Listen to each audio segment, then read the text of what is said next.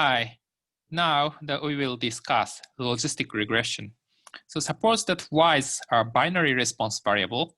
Y is equal to 1 is called success, and y is equal to 0 is called failure. So regardless of what that means.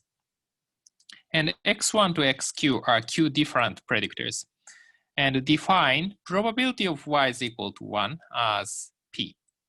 So that means the given information x1 to xq, we can estimate the probability of y is equal to 1. For example, if you are given height, weight, age, maybe other variables such as the smoking habit and alcohol consumption and daily minutes of exercise and so on, we can predict probability. So that's the idea. And we wanna predict P by x1 to xq. And idea is here, so still we think about a linear combination of x1 to xq. So here is positive.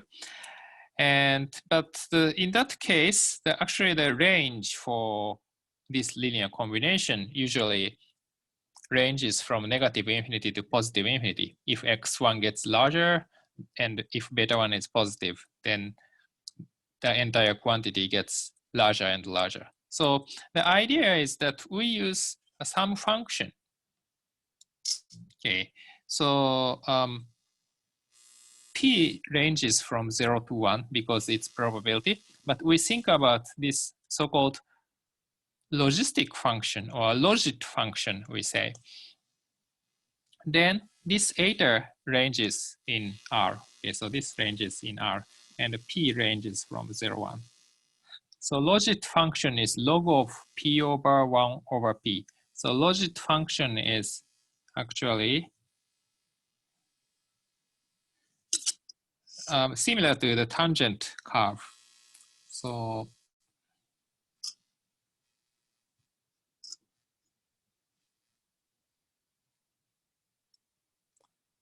P is between 0 and 1, so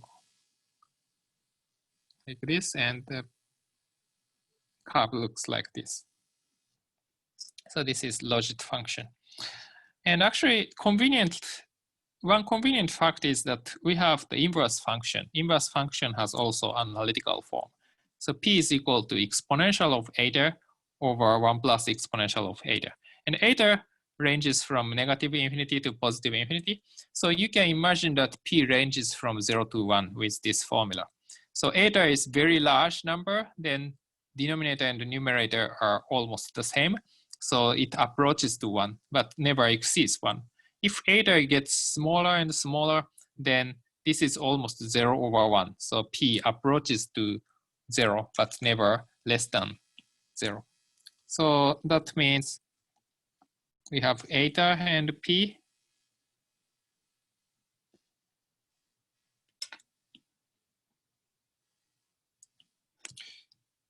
Then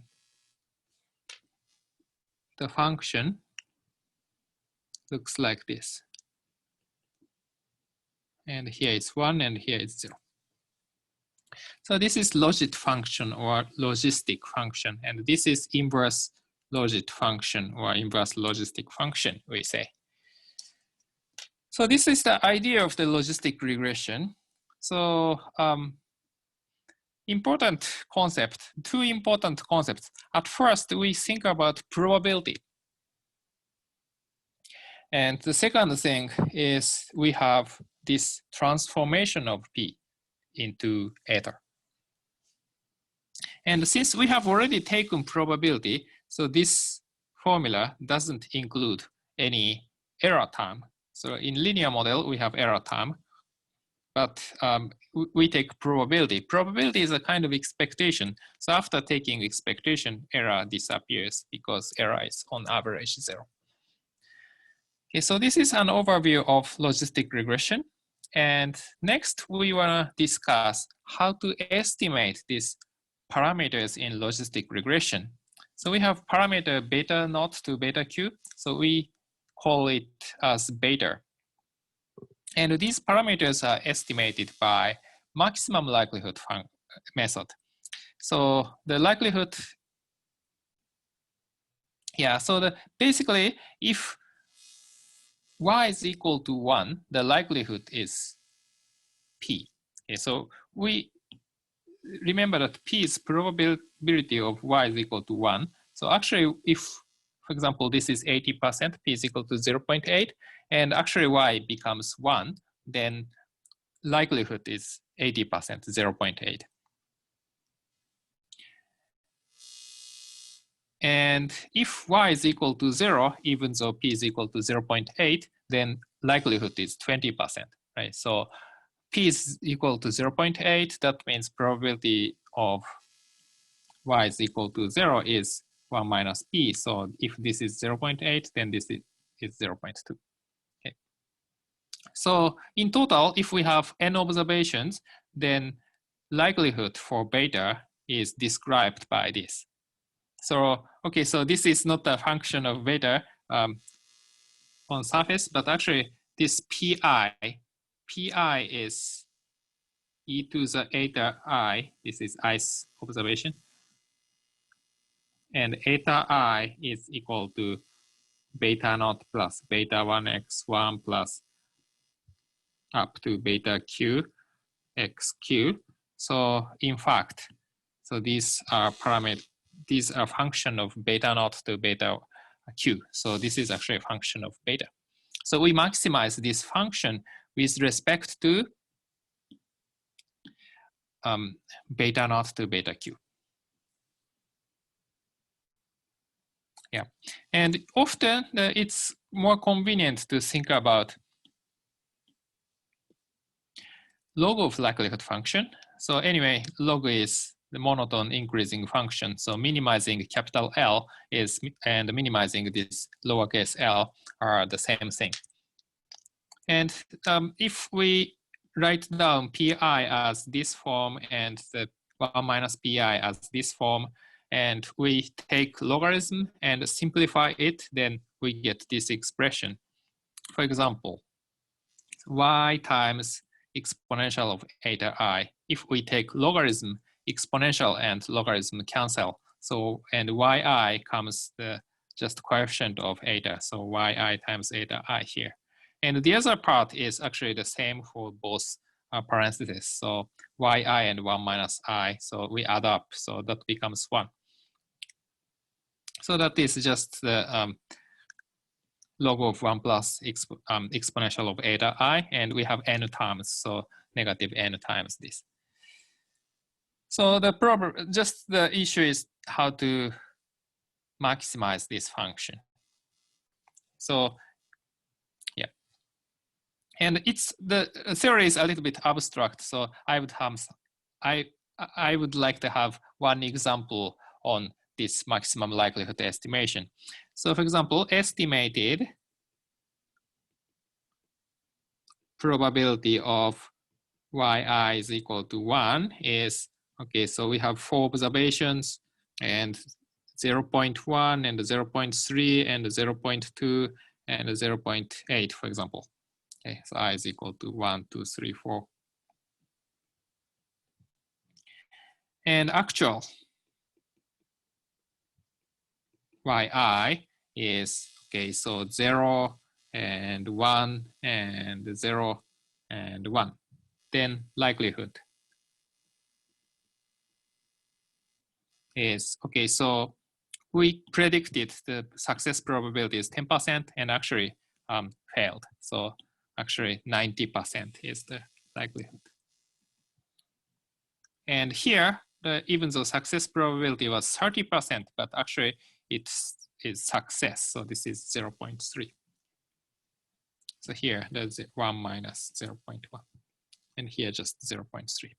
And here the success probability is 20% and actually we failed. So the failure probability was 80%. So this is 80%. And success probability was 80% and actually success, so 80%. So this is the likelihood. So 0.9 times 0.3 times 0.8 times 0.8. So this is the likelihood. So basically the adjusting beta, if we change parameters, then these estimated probability changes, and we make optimal beta naught to beta q to get higher likelihood. So that is the idea. And how to maximize the L of beta? And actually there is no simple way, but one good thing is that it's known that this function is convex. So the proof is in Hasti's Elements of Statistical Learning textbook in chapter 4.4. So this textbook is also free online, and it's a very good book, especially for logistic regression. A very good explanation is there. So that means even though we have to rely on numerical optimization, the convergence is not really slow, it's pretty fast. And also there is no problem of converging to a local maximum. So once your procedure converges, then that is the convergence to the global maximum. So that's why this logistic regression. So this really heavily depends on the assumption of logistic curve. So logistic function matters. So you can choose another function to define binary response variable, but logistic regression is convenient in this context. Okay, so this is our output for logistic regression. So remember that the response variable is heart disease and predictors are height and cigarette. And we have to use this new function, GLM function. This is called a generalized linear model function. So generalized linear model is the more general framework, which includes both linear regression and logistic regression. So basically, we have two ideas. One is taking expectation or taking probability of y, and the another idea is to have some link function that is to transform some response into another variable. So we have used logit function in logistic regression, but in general, that function can be different. And for logistic regression, we have to specify family is equal to binomial and then specify data. So without specifying family is equal to binomial, actually the GLM did the same thing as LM. So GLM is important, but the family is binomial. This is also very important. And the binomial response, binomial, that means binary. And the binary response models, there are several ones, but the logistic regression is the default one. Then summary. We have the deviance residuals. We don't study the details, but basically this corresponds to the residuals in linear regression model. And the coefficients, so we have estimated beta naught hat, beta 1 hat, and beta 2 hat. So this is similar to the linear model. And the standard error, so this is calculated by so-called Fisher information matrix. So it's from general framework to estimate standard deviation for maximum likelihood method. And the z-values are just the ratio of estimate and the standard error. So this is, okay, so this is standard error, this is estimate, and this is estimate over standard error. And here you have probably noticed that this is z, not t. And the linear regression, this estimate over standard error, this follows t distribution. But logistic regression, actually we don't have any theory behind it. So we actually have to rely on the asymptotic result. That means n gets larger, then distribution of this estimate approaches to normal. So just we have to rely on that approximate theory, the asymptotic theory. So probability can be obtained by normal table. So this is, okay, so 0.0415, but this is the usual p-value for normal distribution. So z value is negative 2.4 2.444, then negative 2.44, and positive 2.44. Then the total area of this and this is the p-value. This total area is p-value. So that is 0.0145. And the same for height and cigarette. And you can see cigarette is very significant, height are not significant. And you can see the number of iterations. So this is numerical optimization. So our calculated, estimated parameters 5 times and make larger and larger log likelihood function. And finally it converged, but 5 is not bad. So only they have to update the 5 times. AIC value here. And the deviance we will explain, but basically this is similar to the residual sum of squares.